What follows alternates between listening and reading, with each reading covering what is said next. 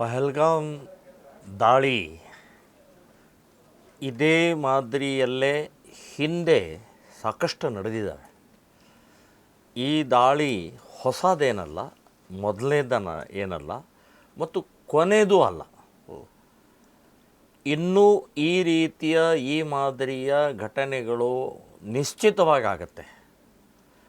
ಎಲ್ಲಿವರೆಗೆ ಇಸ್ಲಾಂ ಇರುತ್ತೆ ಅಲ್ಲಿವರೆಗೆ ಭಯೋತ್ಪಾದನೆ, ಅಲ್ಲಿವರೆಗೆ ಗಲಭೆಗಳು, ಅಲ್ಲಿವರೆಗೆ ಈ ರೀತಿಯ ಕುಕೃತ್ಯಗಳು ಇದ್ದೇ ಇರ್ತವೆ.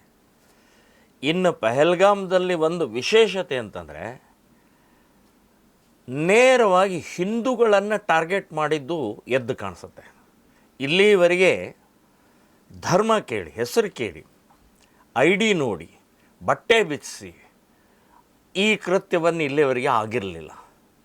ಆದರೆ ಈಗ ನೇರವಾಗಿ ಹೆಸರುಗಳನ್ನು, ಹಿಂದೂ ಅನ್ನುವಂಥ ಭಾವನೆಗಳ ಯಾರಂತ ಅನ್ನೋದು ಕೇಳಿ ಮತ್ತು ID ನೋಡಿ ಕಲಾಮನ್ನು ಅಂದರೆ ಇಸ್ಲಾಮಿನ ನೀನು ಕಲಂ ಹೇಳು ಅಂತನ್ನುವಂಥದ್ದು ಹೇಳಿಕೆಯನ್ನು ಕೇಳಿ ಹೊಡೆದಿದ್ದಲ್ಲ, ಇದು ಒಂದು ವಿಶೇಷತೆ ಅಂತ ಹೇಳ್ಬೋದು.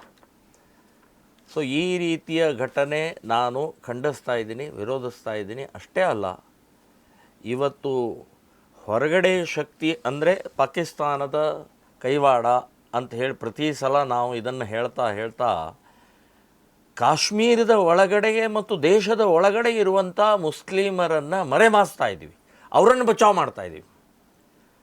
ಸೊ ಇದೊಂದು ದೊಡ್ಡ ದುರಂತ. ಇದು ಇಲ್ಲಿವರೆಗೆ ಆದಂಥ ದೇಶದ ಒಳಗಡೆ ಆದಂಥ ಭಯೋತ್ಪಾದನೆಯ ಚಟುವಟಿಕೆಯಲ್ಲಿ ಲಕ್ಷಾಂತರ ಜನರ ಕೊಲೆ, ರಕ್ತಪಾತ ಆಗಿದೆ.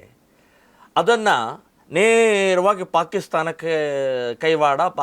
ಕೈವಾಡ ಅಂಥೇಳಿ ಇಲ್ಲಿಯ ಮುಸ್ಲಿಮರನ್ನು ಮರೆಮಾಚುವಂಥ, ಇವತ್ತು ಅವರನ್ನು ಬಚಾವ್ ಮಾಡುವಂಥ ಪ್ರಕ್ರಿಯೆ ಎಲ್ಲ ರಾಜಕೀಯ ಪಕ್ಷದವರು ಮಾಡಿದ್ದಾರೆ. ಸೊ ಇದು ದುರಂತ. ಸೊ ಈ ದುರಂತದ ಹಿನ್ನೆಲೆಯಲ್ಲಿ ಈ ಪಹಲ್ಗಾಮ್ ದಾಳಿ ಹಿಂದೂ ಸಮಾಜ ತಿಳ್ಕೊಳ್ಬೇಕು, ಹಿಂದೂ ಸಮಾಜ ಅರ್ಥಕೊಳ್ಬೇಕು. ರಾಜಕೀಯದವರ ಆಟ, ರಾಜಕೀಯದವರ ನಾಟಕ ಇವತ್ತು ಹೇಗೆ ಲಾಭ ಹಾನಿಗಳ ವಿಶ್ಲೇಷಣೆ ಮಾಡಿಕೊಂಡು ತಮಗೆ ಲಾಭ ಮಾಡ್ಕೊಳ್ತಾರೆ ಅಂತನ್ನೋದು ಈ ವಿಷಯದಲ್ಲಿ ಇವತ್ತು ತಿಳ್ಕೊಳ್ಬೇಕಾಗಿದೆ ಅಂತನ್ನುವಂಥದ್ದು ನಾನು ಹೇಳ್ತಾಯಿದ್ದೀನಿ. ಈ ಘಟನೆಯನ್ನು ಖಂಡಿಸ್ತಾ ಇದ್ದೀನಿ, ವಿರೋಧ.